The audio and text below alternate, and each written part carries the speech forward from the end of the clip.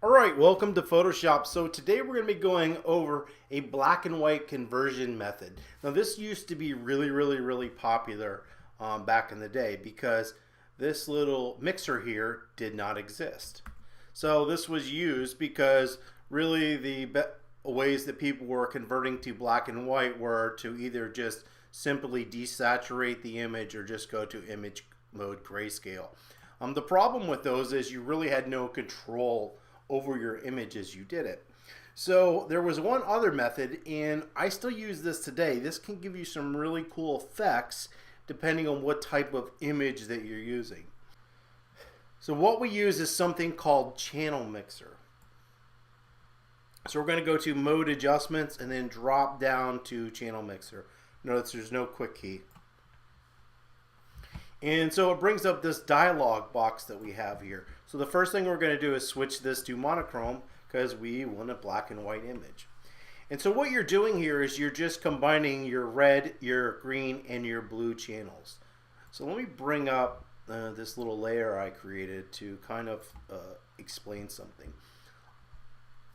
On film or in light spectrums, the red and the green are very close together.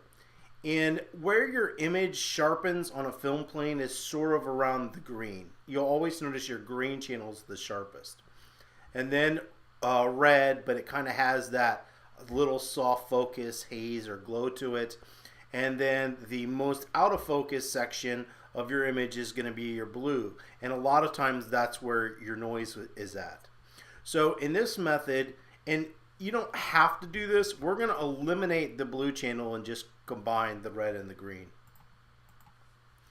So let me go back here. So we'll go image adjustment and down to channel mixer. Alright, so we're going to select monochrome. Now you can, obviously, if you're looking for the effect of using blue, you can easily use blue, but I'm just going to put 0. Alright, so whoops. Didn't mean to do that. Let's go back. Image adjustments, channel mixer, monochrome, 0. All right. Now we're going to combine just the red and the green until we get this image to look how it wants. All right. The idea of the numbers is if you make these to be 100%, it's basically how your image, it's a combination, it's not getting brighter or darker, it's in that same hue, but you can go brighter or darker, it doesn't matter. But usually I'll be pretty close to these two numbers adding up to 100. You can see down here 95, so it's slightly darker than it was before. So if you want to use a little bit of red and more green, all right, and if you ever go into channels, you'll be able to see within channels that the image is affected differently depending on what channel you use in an image. So we're going to control these. So I'm going to probably we'll try 59. We'll dial this back a little bit, and that's pretty close. A little bit bright there. I can get in there and edit that, and then I'm going to hit OK. All right, so now we have a black and white image. However, it is still RGB. All right, and if you want to tone in RGB, that's absolutely fine. Or you can come up here and go image mode, grayscale. I'll just hit flatten because I don't really care. And then we have our image, and then we can go tone from this point on. So give it a try. It's really cool. You can get some cool effects in skies and stuff like that when you're toning an image. Hit revert. We're going to go back up to image and go into channel mixer, and we're going to change this back to monochrome again. And notice you also have something called constant.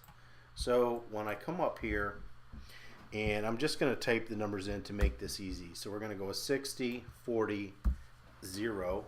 All right. So there's our 100%. But notice it's a darker image. So I'm changing that constant value in the way that these numbers interact with this image. So what's really cool is you can start to darken certain areas or kind of get a different type of an effect by changing the combinations of all these numbers. So now you can see where I've kind of switched this constant down. I've got a really high contrast image compared to what I had before. So my numbers are still the same, and actually it's plus 109 here, but I've lowered the constant to make it darker. So I could do the opposite, or I could make this brighter, and I can get sort of this kind of halftone or matte effect with my image as well by changing and dragging this kind of flattening constant around. And so now I have this totally different image that I've achieved by using Channel Mixer.